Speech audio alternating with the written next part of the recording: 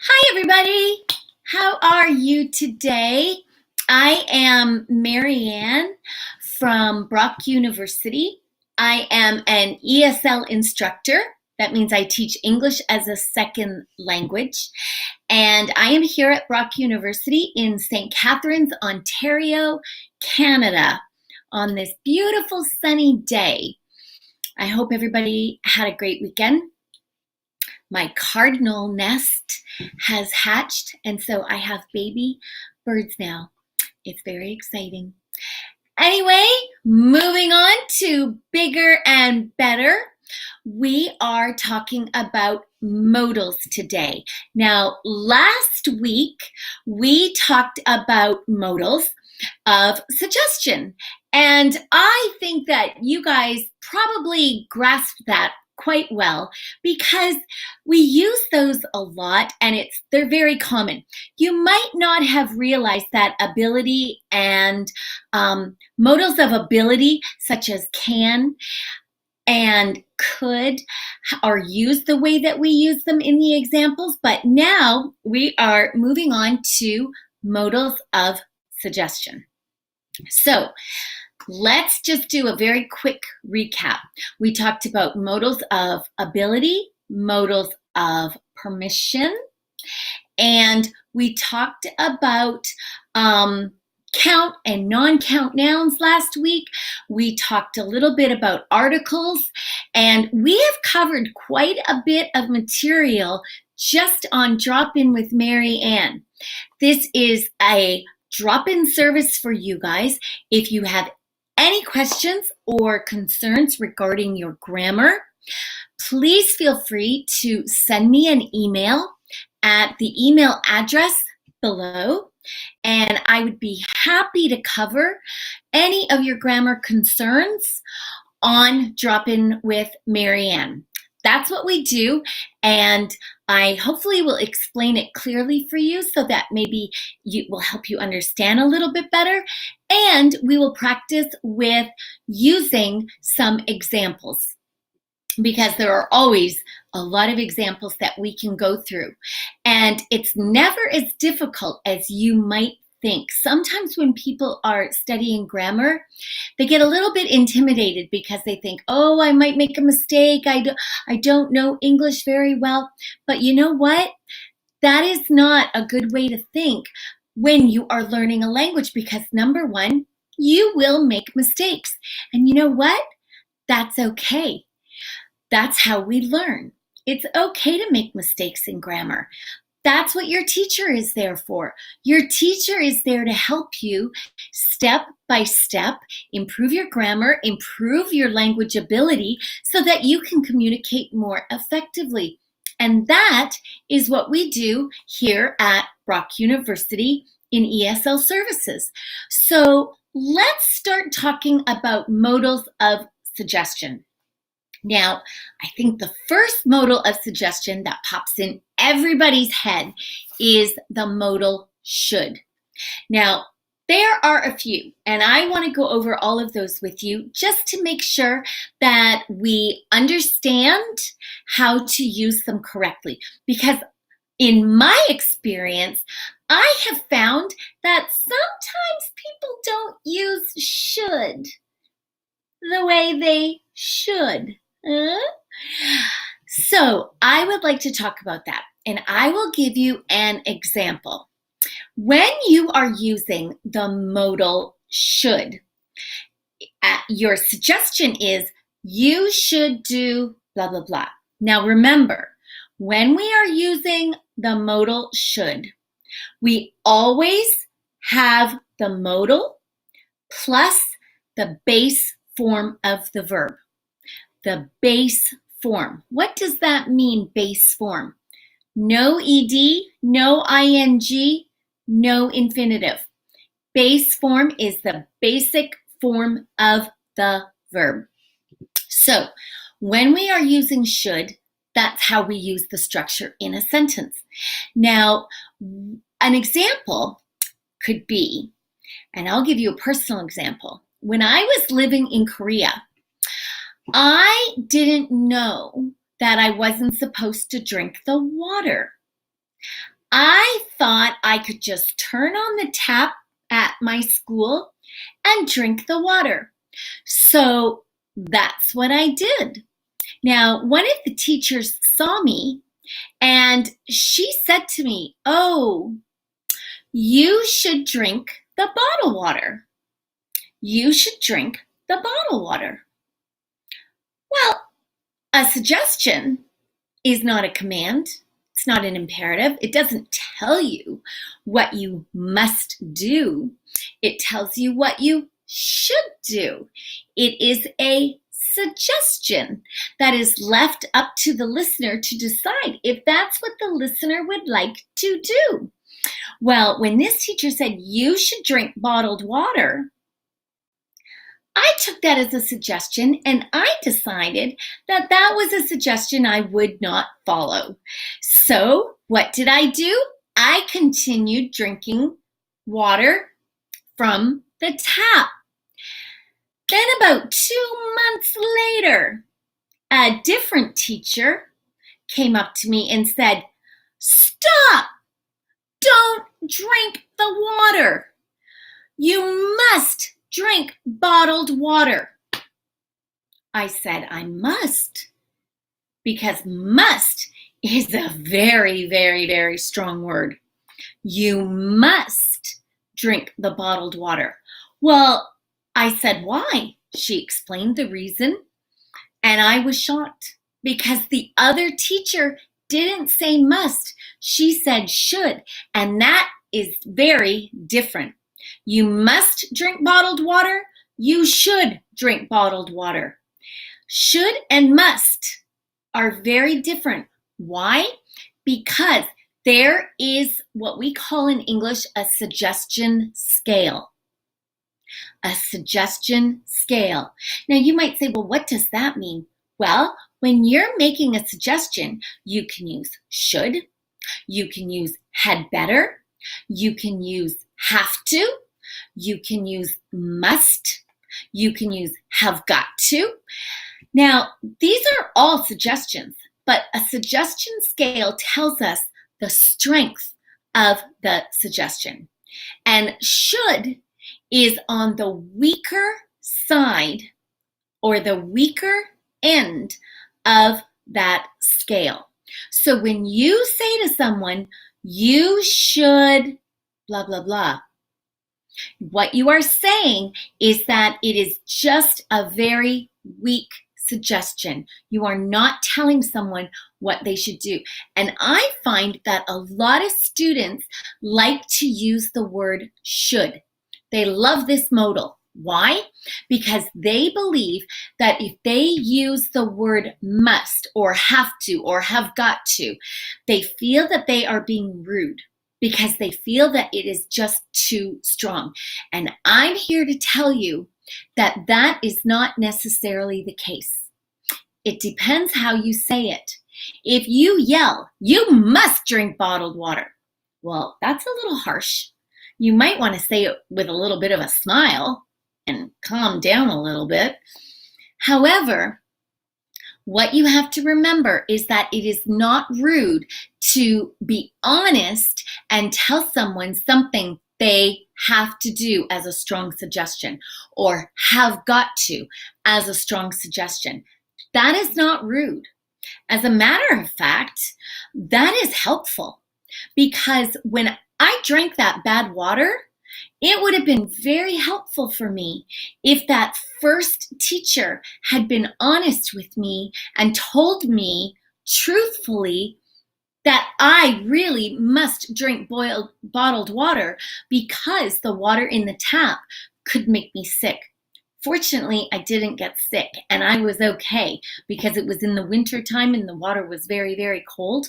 But had that happened in the summertime, I probably would have gotten very sick. So that teacher thought she was being polite by saying should, but really what she did was almost kill me. And well, that's not polite. That's just really mean. So think of it that way. If that helps you be a little bit more honest, think of it as helping people by using a stronger suggestion to keep them safe or to help them get what they really want. And maybe that will help you. Maybe it will help you use stronger suggestions. But in the meantime, we are talking about should. And should is a weaker suggestion that we use for, well, things that you're not telling someone it's live or die. Something that is not crucial. So for example, your friend is partying and you have a test tomorrow and your friend has that same test tomorrow.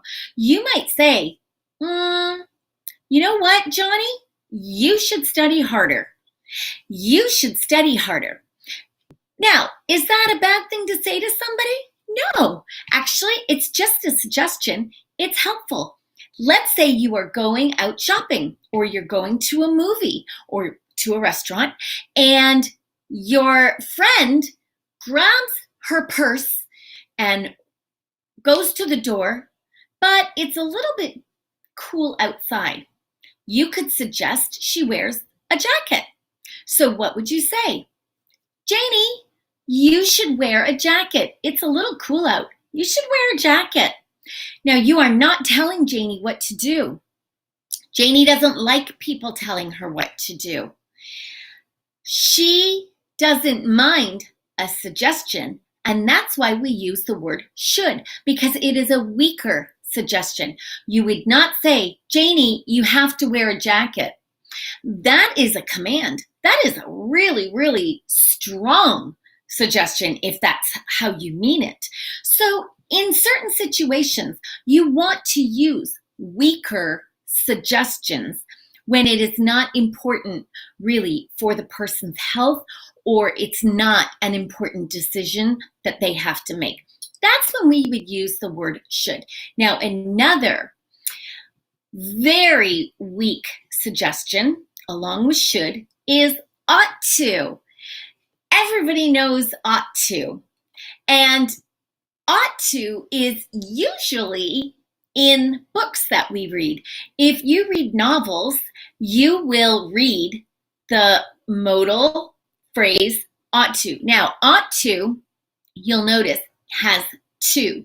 You ought to go to the library and return your book. Now, would we say ought to? Because I mostly see ought to in writing. I never say ought to.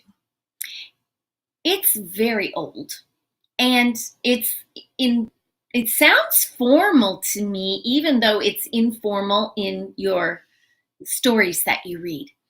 Ought to is a very weak suggestion like should, but should is more popular in speaking.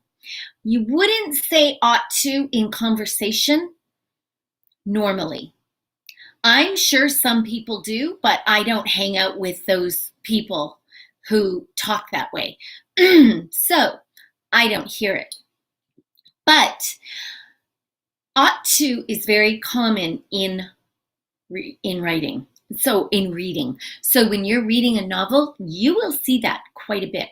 Now, ought to never comes in the negative.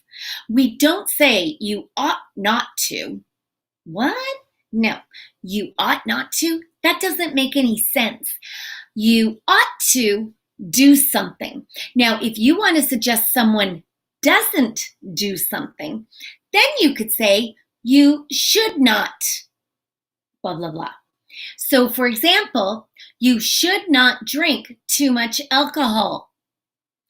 Now, the thing about should not is we can make it a contraction, and should not becomes shouldn't.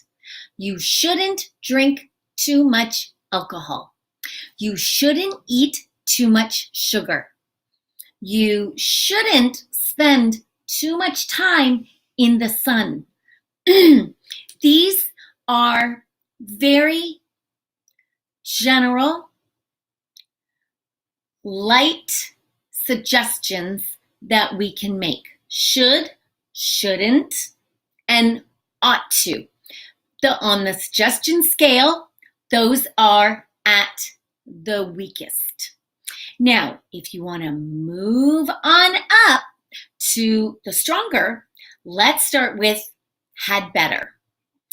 You had better call the police. It looks very dangerous. Now, had better is stronger than should.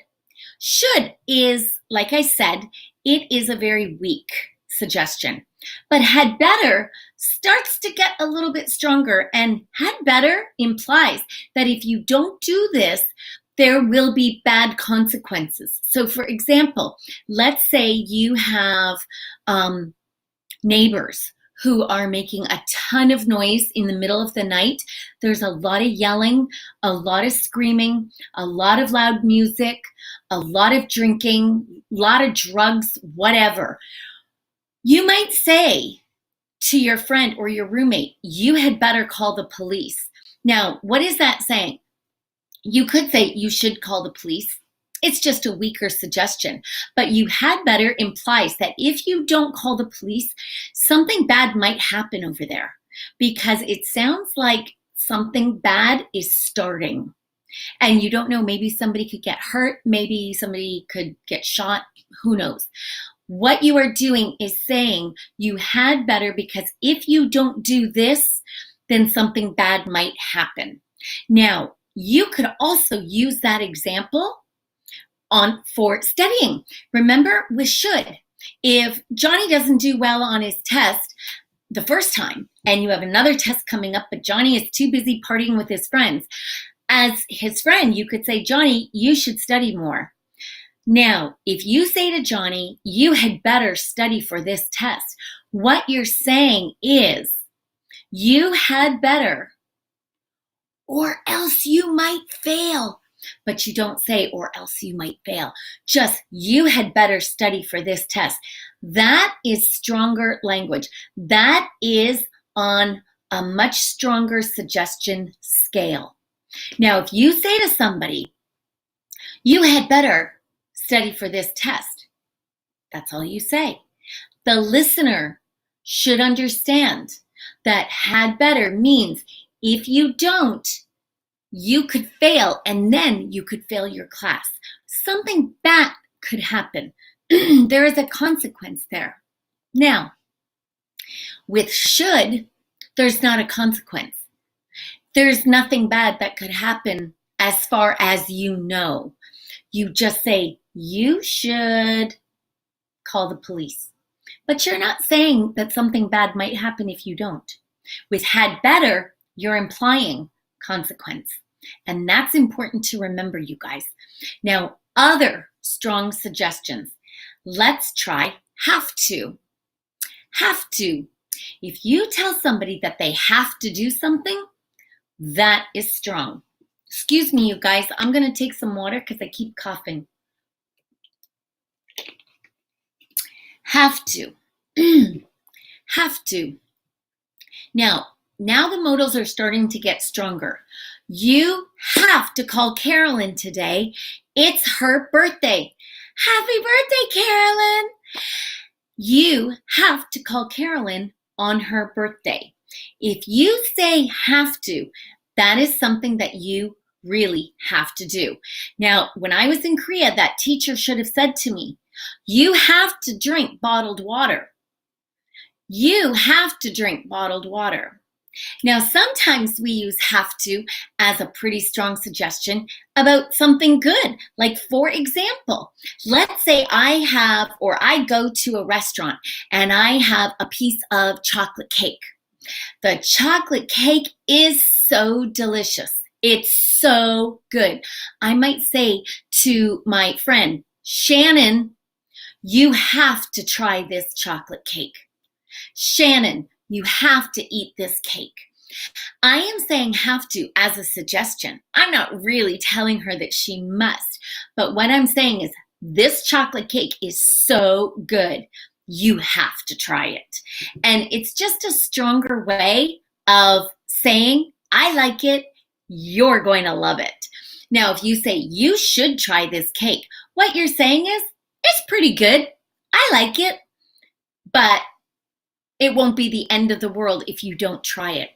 But if I say you have to try this cake, that means if you don't try the cake, you will be sad because it is awesome. Now, another strong modal that we can use is have got to. Have got to. And remember, you guys, have or has changes depending on the subject, right? So he, she, it has to. You, they, we, I have to. So an example with has got to, she has no money. She has got to get a job. She has got to get a job. Now, I'm saying this as a very strong suggestion about somebody else. But let's say we want to say that directly to our friend. How would we say that? We might say, oh, I'm sorry you don't have any money. You have got to get a job. You have got to get a job. Now, if my friend invites me over for lunch and I taste his food and it is not very good, I might say, Eric, you have got to take a cooking class. You have got to take a cooking class. And I'm not telling Eric that it's life or death, but what I'm saying is you should learn to cook because this lunch is not very good. But I don't want to say it like that because that might hurt his feelings. So what you might say is, have you ever taken a cooking class? You should take one. See, very general, very low on the suggestion scale, very weak. But if Eric wants to really know what's wrong with his lunch, then I might say, you have got to take a cooking class. But say it with a smile because you don't want to be mean. You want to be nice. Now, the other thing, or the other example I was thinking of that you could use with have got to, you have got to go to the doctor's today. You have got to go to the doctor's today. What if I look at my phone and I look at the calendar? I might say, oh, I have got to go to the dentist today. I have got to go to the dentist today. Now, these are examples with have got to. Now, with have got to, there is a difference between looking at my calendar and having a schedule and all of a sudden having a sore tooth and saying, oh, I have got to go to the dentist today. Now, that would be a suggestion as far as suggesting this is something I should do. Now, if you want to say it to your friend, let's say Kimmy has a sore tooth. I might say, oh, Kimmy, you have got to go to the dentist today. You have got to go to the dentist today because she needs to get her tooth looked at. It's not getting better. It will not get better on its own, and she really needs to get this taken care of. Have got to. Now, what about the strongest suggestion we have? Now, we have got to, have to, and these are modals of necessity and obligation, more so than a suggestion. A suggestion is on the scale. So it's still a suggestion, but really it's a necessary suggestion. It's like an obligation, something that you have to do. And the final suggestion that I'm going to talk about is must. It is at the top of the scale. It is at the top of the suggestion scale because must is the strongest. You must. And then you say what that person must do. Now, that means it is necessary. That is a very, very strong either suggestion or command, depending how you are saying it in what context. So for example, Let's say my friend has a sore tooth, or she has let's use her arm. She has a sore arm. I might say, you must see a doctor today, or you have got to see a doctor today, or you have to see a doctor today. This is more necessary, isn't it? If I say should, it's also a suggestion, and it may also be necessary, but on the suggestion scale, it is weak. And that's what we're focusing on today. So when you use must, remember that must is used to make something very necessary. You must quit smoking. Now that's something your doctor might say to you. If you smoke, you must quit smoking. Smoking is not good for you. You must quit smoking. That's a necessity. Now, another example could be, you must call me by 10 o'clock. Now, that is very strong. You must call me by 10 o'clock. I'm not really suggesting that. Even though it's on a suggestion scale, it is a necessity. It is necessary that you call me at 10 o'clock. Very important.